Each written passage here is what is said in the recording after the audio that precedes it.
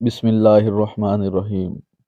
رب ذوالجلال کے بابرکت نام سے شروع، جو بڑا مہربان اور نہایت رحم کرنے والا ہے۔ تمام معزز سامعین کو حافظ وائس چینل میں خوش آمدید۔ پیارے دوستو، جب سے انسانوں کی تخلیق ہوئی ہے تب سے لے کر قیامت تک شیطان انسانوں کا کھلا دشمن ہے، کیونکہ اللہ تبارک و تعالیٰ نے قرآن پاک میں ارشاد فرمایا ہے، اور بے شک شیطان تمہارا کھلا دشمن ہے۔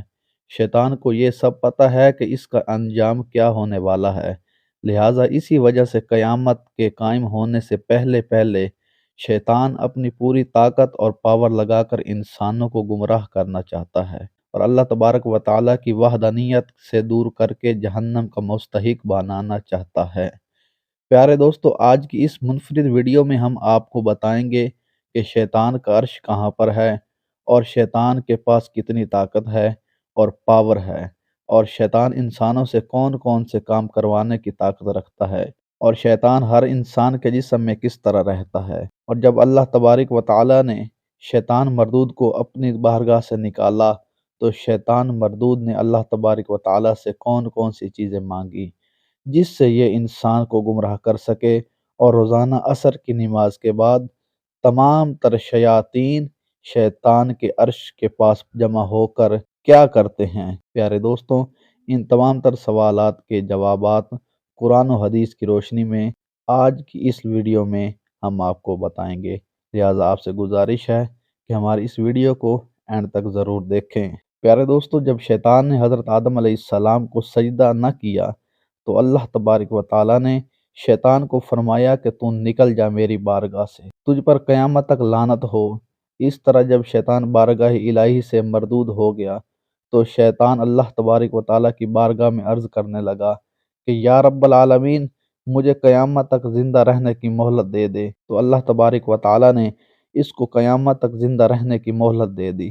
اس کے بعد شیطان مردود نے اللہ تبارک و تعالیٰ کی بارگاہ میں عرض کی، یا رب العالمین، تو نے حضرت آدم علیہ السلام کی وجہ سے مجھے جنت سے تو نکال دیا اور قیامت تک زندہ رہنے کی مہلت بھی دے دی، اب مجھے اولاد آدم پر غلبہ بھی عطا فرما دے۔ تو اللہ تبارک و تعالیٰ نے ارشاد فرمایا، میں تجھے انبیاء کرام کے علاوہ اولاد آدم پر غلبہ دیتا ہوں۔ اس کے بعد شیطان بولا کہ یا رب العالمین، اس کے علاوہ کچھ اور بھی مجھے عطا فرما۔ تو اللہ تعالیٰ نے فرمایا، جتنی حضرت آدم علیہ السلام کی اولاد ہوگی اتنی ہی تیری اولاد ہوگی۔ اس کے بعد شیطان مردود بولا، یا رب العالمین، مجھے کچھ اور بھی عطا فرما۔ تو اللہ تبارک و تعالیٰ نے ارشاد فرمایا کہ انسانوں کے سینے تیرا مسکن ہوں گے، تو ان کے جسموں میں خون کی طرح گردش کرے گا۔ اس کے بعد شیطان مردود نے کہا، یا رب العالمین، کچھ اور بھی عطا فرما۔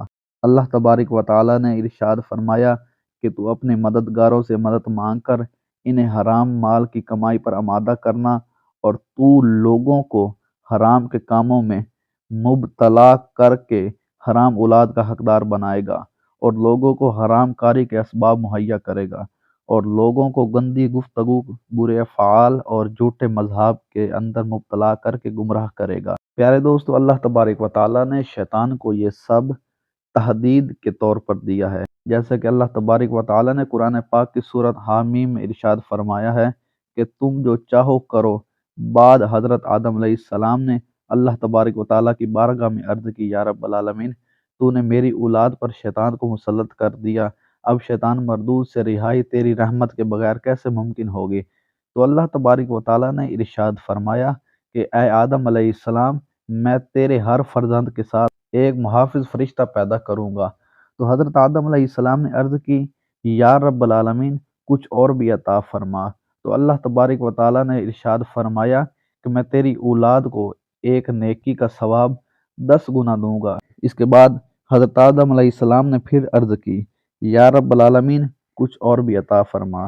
تو اللہ تبارک و تعالیٰ نے ارشاد فرمایا کہ اے آدم علیہ السلام، تیری اولاد کی آخری سانس تک میں توبہ قبول کروں گا۔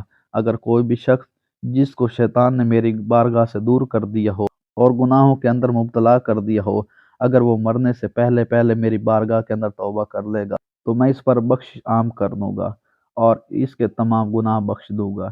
اس پر حضرت آدم علیہ السلام نے عرض کیا کہ یا رب العالمین، یہ میرے لیے کافی ہے۔ اس کے بعد شیطان مردود نے اللہ تبارک و تعالیٰ کی بارگاہ میں عرض کی، یا رب العالمین، میں ضرور تیرے بندے کی راہوں میں بیٹھوں گا اور ان کو تیری راہ سے گمراہ کروں گا اور تجھ سے دور کر دوں گا۔ تو اللہ تبارک و تعالیٰ نے ارشاد فرمایا، میرے بندوں کو میری راہ سے دور کرے گا اور گناہوں کے اندر مبتلا کرے گا تو میں اپنی رحمت کے صدقے اپنے بندوں کو معاف کرتا جاؤں گا اور جنت میں داخلہ عطا فرما دوں گا۔ جو میری رحمت کے باوجود کفر و شرک کے اندر مبتلا ہو جائیں گے اور تیرے بندے بن جائیں گے تو میں ان کو تمہارے ساتھ جہنم کے اندر ڈال دوں گا، اور جو مجھ کو چھوڑ کر تیرا پیروکار بن جائے گا تو ان کا انجام تیرے ساتھ جہنم کے اندر ہوگا۔ پیارے دوستو، دنیا کے اندر روزانہ جتنے بھی گناہ ہوتے ہیں وہ تمام کے تمام شیطان اور شیطان کے چیلے کرواتے ہیں، اور ان تمام تر گناہوں کی لسٹ روزانہ شیطان کو پیش کی جاتی ہے۔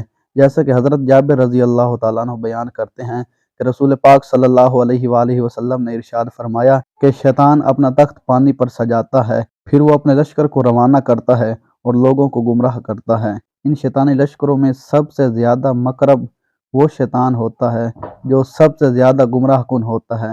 اس طرح جب تمام شیطانی لشکر لوگوں کو گناہوں کے اندر مبتلا کر کے واپس آتا ہے تو شیطان کے سب چیلے شیطان کے پاس آتے ہیں اور شیطان کو بات بتاتے ہیں کہ میں نے آج فلاں گناہ کروایا، یعنی میں نے آج فلاں کو زنا کے اندر مبتلا کر دیا اور فلاں سے قتل کرایا اور فلاں سے چوری کروائی اور فلاں سے جھوٹ بلوایا۔ اس طرح وہ شیطان کے سامنے اپنے کروائے ہوئے تمام گناہوں کو گنواتے ہیں۔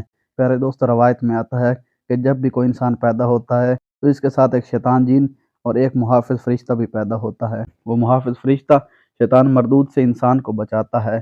ایک روایت کے مطابق روزانہ عصر کی نماز کے بعد شیطان اپنا تخت سمندر پر بچھاتا ہے اور تمام شیطان وہاں جمع ہوتے ہیں اور پورے دن میں کروائے ہوئے گناہوں کے لسٹوں کو شیطان کے سامنے پیش کیا جاتا ہے۔ شیطان اس کا جائزہ لیتا ہے۔ شیطان کا جو چیلا سب سے زیادہ لوگوں کو گناہوں کے اندر مبتلا کرتا ہے، شیطان اس کو داد دیتا ہے۔ پیارے دوستو، اس طرح شیطان اور شیطان کے چیلے روزانہ کئی لوگوں کو طرح طرح کے گناہوں کے اندر مبتلا کرتے ہیں، اور ان کی یہی کوشش ہوتی ہے کہ زیادہ سے زیادہ لوگوں کو گناہوں کے اندر مبتلا کر کے ان کو جہنمی بنا دیا جائے۔ لیکن جو اللہ تبارک و تعالیٰ کی بارگاہ میں سچی توبہ کر لیتا ہے اور اپنے رب کے حضور آنسو بہاتا ہے تو اللہ تبارک و تعالیٰ اپنی رحمت کے صدقے اس کے تمام گناہوں کو معاف فرما دیتا ہے اور ان کو جنتی قرار دیتا ہے۔ اللہ تبارک و تعالیٰ سے دعا ہے کہ اللہ تبارک و تعالیٰ ہمیں نیک اعمال کرنے کی توفیق عطا فرمائے اور شیطان مردود کی شر سے ہمیں بچائے۔ آمین ثم آمین۔